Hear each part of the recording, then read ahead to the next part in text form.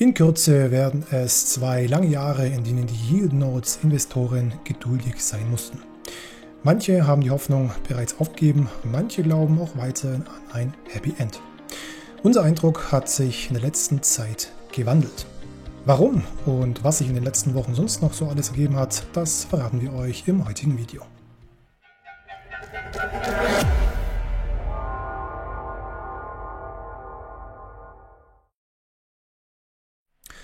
So meine Lieben, herzlich willkommen wieder zu einem neuen Video hier auf unserem Kanal. In den letzten Monaten haben wir uns sehr viel Mühe gegeben, die Yield Nodes Community mit den aktuellen Informationen auch zu versorgen. Wir haben 2 Interviews, einmal mit Stefan von Yield Nodes und einmal mit Urs von Disanomy aufgenommen, in welchen wir die Fragen der Community gestellt haben und wir euch hoffentlich einige interessante Insights vermitteln konnten. Auch abseits der Interviews hatten wir regen Kontakt mit Stefan und Urs und haben diesbezüglich auch einige interessante Erkenntnisse sammeln können.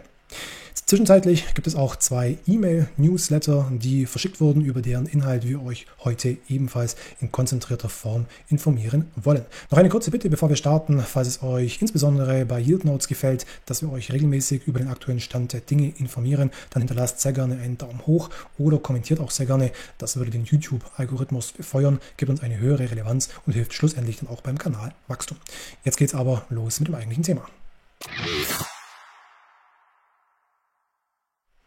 Fangen wir mal an mit der neuen NFT-Kollektion. Hier konnten wir erfolgreich verifizieren, dass die aktuelle bzw. neue NFT-Kollektion zum 31. März 2024 gemintet wurde, was über den Polygon Blockchain Explorer überprüft werden kann. Hier sind 18.218 Yield Nodes NFTs, neue Yield Nodes NFTs verfügbar und man kann eben auch sehr gut nachvollziehen, wer, wann, wo, welche NFTs bereits bekommen hat. Von daher ist die Arbeit, die im Hintergrund gemacht wurde, definitiv zu bestätigen. Auch ist der interne Yield Nodes bzw. NFT-Marktplatz in der Zwischenzeit online, wo auch die Yield Nodes Kollektion in der Zwischenzeit aufgeschaltet ist. Es ist zwar noch kein Handel vorhanden, aber man kann es bereits angucken. Was hier, ja, ich würde mal sagen, relativ ernüchternd ist, ist der Umstand, dass dieser Marktplatz momentan eigentlich zu überhaupt nichts zu nutzen ist. Warum? Weil es gibt keinerlei Möglichkeiten, hier die angezeigten NFTs zu filtern. Das heißt, bei über 18.000 NFTs, die hier gelistet sind, einfach nur über die Scroll-Funktion das Richtige herauszusuchen, ist ein Ding der Unmöglichkeit. Und hier muss auf alle Fälle noch nachgebessert werden, damit dieses Ding überhaupt einen Nutzen hat.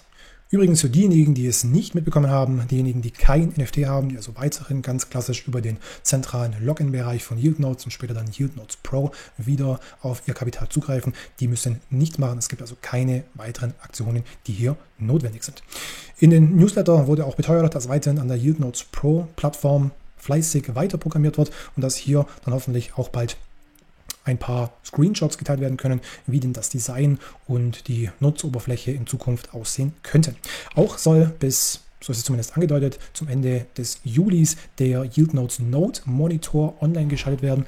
Das bedeutet im Endeffekt, dass man die gemasternodeten und die gestakten Coins selber prüfen kann und sich dann selber auch davon überzeugen kann, dass hier keinerlei Assets abgezogen wurden, sondern dass alles genauso vorhanden ist wie von Anfang an. Hier wurde, wie schon gesagt, Juli als Release-Zeitpunkt kundgegeben. Da würde ich mich aber darauf einstellen, dass ich das mal locker noch mal um 1 bis 2 Monate verschieben kann.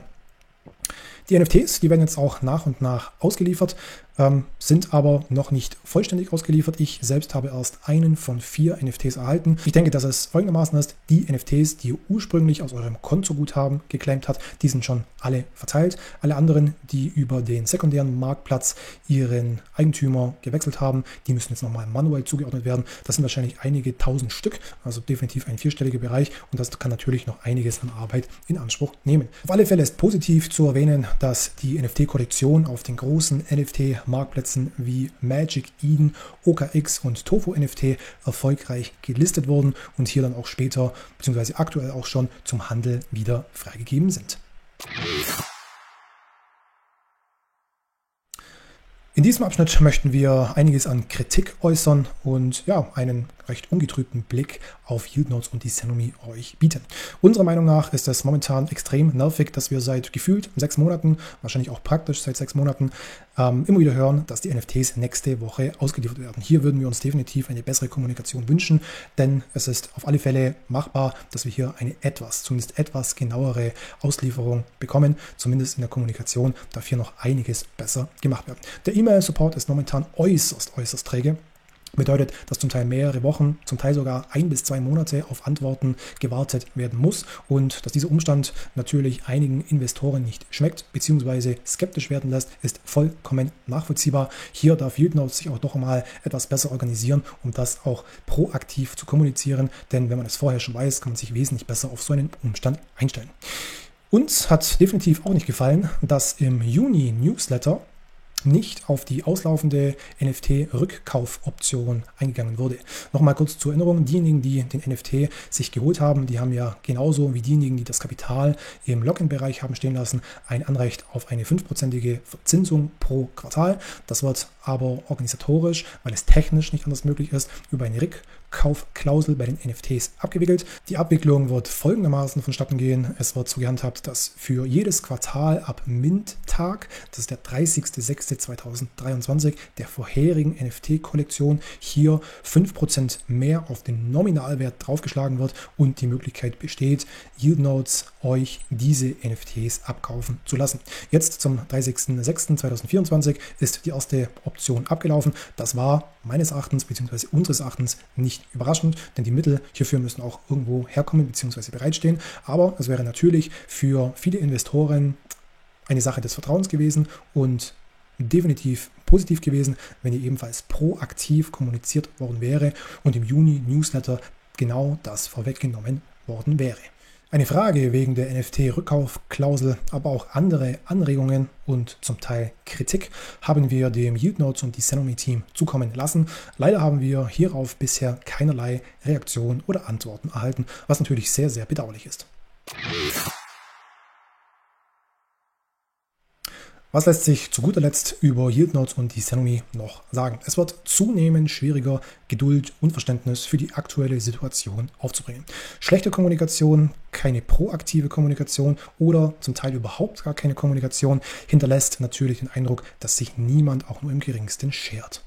Man sieht zwar, dass im Hintergrund gearbeitet wird und kräftig weiterentwickelt und programmiert wird und wir sind auch weiterhin der Meinung, dass es sich bei YieldNotes und Desanomy um keinen Scam handelt. Allerdings können wir mehr und mehr verstehen, wenn Investoren diesem Gedanken nicht folgen können und hier eher von Schlimmerem ausgehen. Unserer Einschätzung nach liegt das Risiko bei YieldNotes in der Zwischenzeit woanders. Unseres Erachtens könnte es tatsächlich so sein, dass das Team der Aufgabe nicht gewachsen ist, dass doch eine fehlende oder überhaupt gar keine Organisation einfach blöde und vermeidbare Fehler passieren, die vollkommen selbstverschuldet sind und auch dazu führen können, dass das ganze Projekt und die ganze Unternehmung tatsächlich scheitert. Nichtsdestotrotz hoffen wir weiterhin das Beste. Ehrlich gesagt bleibt uns natürlich auch überhaupt nichts anderes übrig. Wir hoffen, dass wir euch mit diesem kurzen Video einen Einblick in die aktuelle Situation geben konnten und würden uns freuen, wenn ihr euch über einen Daumen hoch einfach erkenntlich zeigt. Vielen Dank für eure Aufmerksamkeit. Wir sehen uns bis zum nächsten Video.